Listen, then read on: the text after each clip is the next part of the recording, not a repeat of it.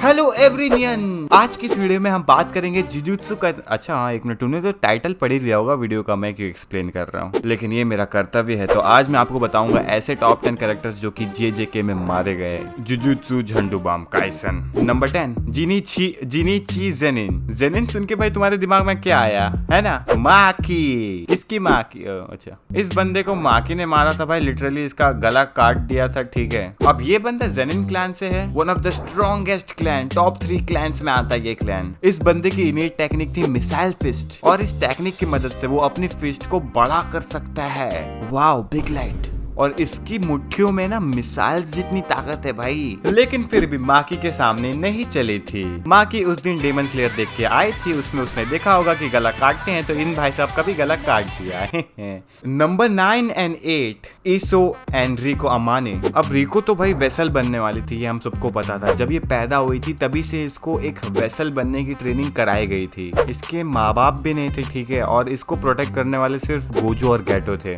ये नॉर्मल लड़की है, लेकिन फिर भी नॉन सॉर्सरर होने के बावजूद ये कर्सिस को सेंस कर सकती है। वाओ, स्पाइडरमैन ने काटा क्या? लेकिन सिर्फ सेंस कर सकती है, ठीक है, अटैक नहीं कर सकती है। लेकिन फिर भी यार, इसकी डेथ बड़ी ही बेरहमी से हुई, क्योंकि हमने देखा था बड़ी अच्छी चल रही थी सब कुछ। गेटो ने इसको बचा लिया था, गोजू ने भी, लेकिन लास्ट में बूम हेडशॉट। तोजी ने इसको मारने का कॉन्ट्रैक्ट लिया था, लेकिन फिर भी इसकी कहानी बड़ी ही रुला देने वाली है। ईसो, ये वही कर्स जिसको हमने JJK फर्स्ट सीजन के एंड में देखा था, और ईसो को इस लिस्ट में मैं इसीलिए मेंशन कर रहा हूँ क्योंकि भाई इसका जेन्युइन प्यार इसके भाइयों के लिए सही में। Number 7, Toji Fushiguro. क्यों भाई, रिको को मारा था ना तूने, कर्मा।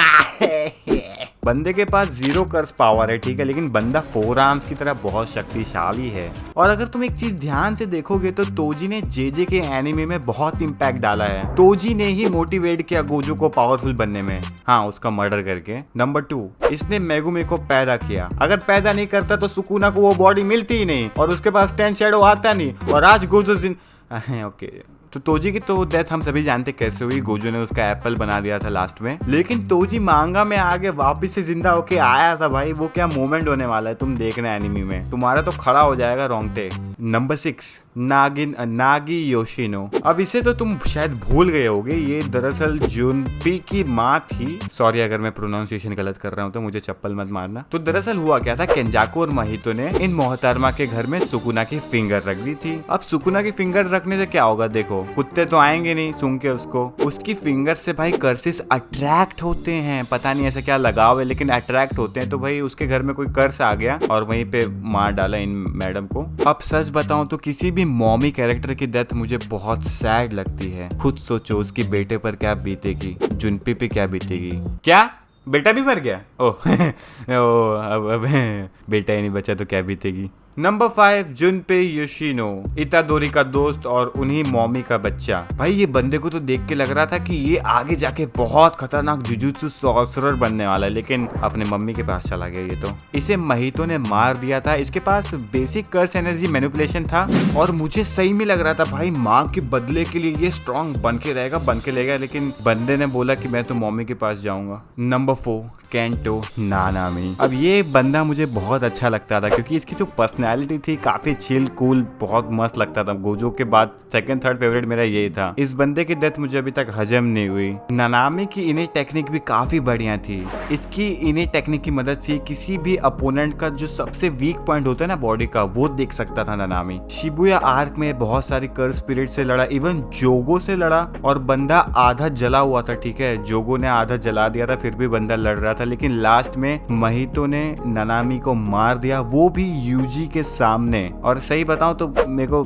भाई क्या बोलूं, मेरे को बहुत बुरा लगा ये देख के, क्योंकि एनिमे की डेथ ना, भले ही कोई कितना भी क्यों बोल दे कि फ्रिक्शनल कैरेक्टर है, क्या फर्क पड़ता है, लेकिन तभी तो सबसे ज्यादा फर्क पड़ता है भाई, फ्रिक्शनल है। क्योंकि ये बंदे का चेहरा तुम अब कब देखोगे, कभी नहीं देखोगे, ये यहीं था खत्म। अब कोई एक्टर थोड़ी है जो कि एक स्क्रीन से एक्टिंग करके चला गया, फिर तुम उसको कहीं भी देख सकते हो इंस्टा वगैरह पे, बस तुम इसको यहीं देख सकते हो और कहीं नहीं देख सकते हो। इसीलिए ये सब डेथ बहुत इम्पैक्टफुल लगती है। Number 3, Nobara. इसकी डेथ मैंने बिल्कुल भी एक्सपेक्ट अटैक नहीं करी थी। और जब ये मरी तो भाई ऐसा लग रहा था कि यार इतनी जल्दी क्यों यार, अभी तो बहुत बाकी था टाइम। दरअसल ये महितो से लड़ रही थी, या मैं ऐसा कह सकता हूँ कि ये महितो के क्लोन से लड़ रही थी, असली महितो से नहीं। और उसी समय इतादोरी लड़ रहा था महितो से, असली वाला महितो। तो वहां पर दो महितो थे, एक क्लोन एक असली वाला। तो नोबारा को इतना पता था कि अगर महितो ने मुझे छुआ तो मैं नहीं बचूंगी, तो नोबारा को इतना पता था, वो अवेयर थी। तो लड़ते समय नोबारा अपनी हेयर पिन और रेजोनेंस की टेक्निक इस्तेमाल कर रही थी। अब रेजोनेंस टेक्निक से होता क्या है, सीधा अपोनेंट की सोल पर इम्पैक्ट पड़ेगा। तो जब नोबारा महितो के क्लोन से लड़ रही थी, वो रेजोनेंस इस्तेमाल कर रही थी, इसकी वजह से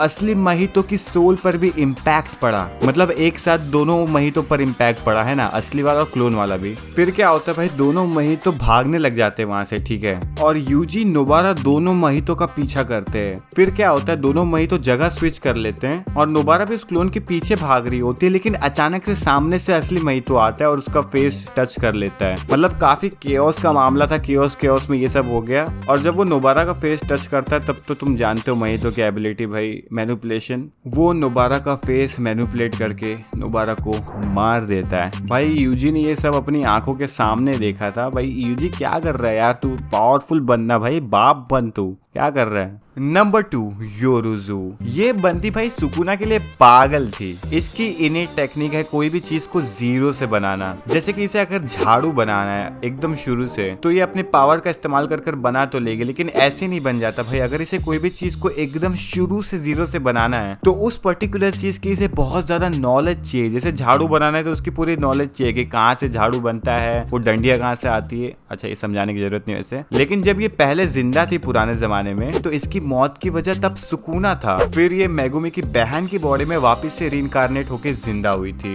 इसने सुकुना को कहा था कि अगर तुम मुझसे हार गए तो तुम मुझसे शादी करोगे। फिर क्या था, हरा दिया सुकुना ने यार। और वहीं पर योरुजू की डेथ हो जाती है। लेकिन सुकुना ने एंड में भाई उसका प्यार एक्सेप्ट भी किया था। मुझे पता नहीं सुकुना क्या कर रहा था भाई, मार के एक्सेप्ट करने का मतलब ही क्या रह गया फिर। अभी आप लोग मुझे कमेंट्स में ये बताइएगा कि ये जिस बॉडी में रीइंकार्नेट होके जिंदा हुई थी, उस बॉडी का क्या होगा, क्या वो भी मर जाएगी? यानी मेगुमी की बहन यार, क्या वो भी मर गई? अगर ऐसा सही में वो मर गई तो ये तो भाई रोने की बात है। अबे रोना।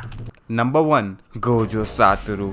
अभी देखो अगला चैप्टर तो आया नहीं है, अभी लेटेस्ट चैप्टर में ये बताया गया है कि गोजो मतलब नहीं रहा अब इस दुनिया में, जेजे के वर्ल्ड में। लेकिन आगे चैप्टर में क्या होगा, अगले 2-3 चैप्टर में, वो मुझे भी नहीं पता। लेकिन सही में अगर गोजो वापस नहीं आता है तो ये one of the saddest death है पूरे एनिमे हिस्ट्री में, सिर्फ जेजे के वर्ल्ड में नहीं, ठीक है। और मुझे शायद लग भी रहा है कि गोजो वापस नहीं आता है। तुम सभी को पता ही होगा गोजो कैसे मारा गया। भाई मेरे को तो सही में लग रहा था गोजो जीत रहा है सुकुना से, एकदम तगड़ी टक्कर दे रहा है। लेकिन सही में मानना पड़ेगा किंग ऑफ कर्सिस ऐसे नहीं बोलते। सुकुना का एक्सपीरियंस बहुत फायदा कर गया उसे। उसने बहुत अच्छा प्लान बनाया और गोजो को काट ही दिया। और एकदम भाई मैं तो 1-2-3 दिन एकदम डिप्रेस था वो सब देख के कि गोजो के साथ क्या हुआ, मजाक नहीं। हाँ देखते हैं, अगर वो आगे जिंदा होता है तो ठीक है, अच्छी बात है। अगर नहीं होता है तो दिल में तो हमेशा जिंदा रहेगा ही, वो कहीं नहीं जाने वाला है। लेकिन अगर गोजो जिंदा होता है भाई तो नंबर 1 पे फिर कौन आएगा, क्योंकि ये लिस्ट में तो फिर गोजो हट ही जाएगा। तो नंबर 1 पर इस लिस्ट में आप मुझे बताओगे कौन आएगा, क्योंकि जेजे के अभी भी चल रहा है भाई। कौन मरेगा कौन जिंदा रहेगा अभी क्या पता है ना। हो सकता है सुकुना मर जाए,